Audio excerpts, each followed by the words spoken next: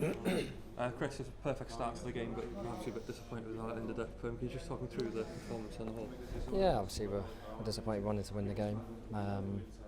We started really well, and then just sort of slowly slipped away from us slightly. But yeah, we wanted to obviously win the game, but we'll take the point and we'll move on.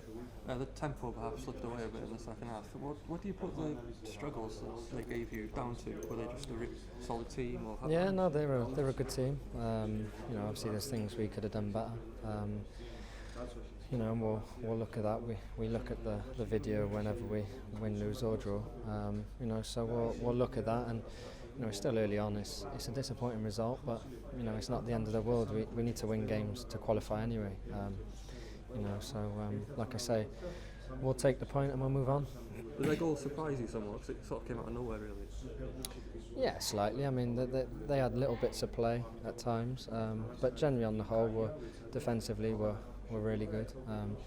They had that one where they sort of got in, and they took it, and credit them for that. But no, I'm never surprised. There's people think at this level you're supposed to win these games comfortably. It doesn't often turn out like that, so we'll take him and move on, like I say.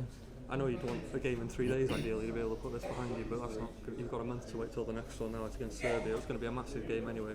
Will you have one eye on what they're doing tonight against Austria, and how big will that game in a month be now? Yeah, no, it's far too early to start looking at other teams' results. If we'd have won tonight, lost tonight or drawn, it's a big game. Every game's big. Every point will matter at the end. So, certainly not going to be, glued to the TV watching them. It was a big game anyway, so it doesn't make it any more bigger after tonight. It's the next game, so it's the biggest one. Thanks, Chris. Thank you. Yep.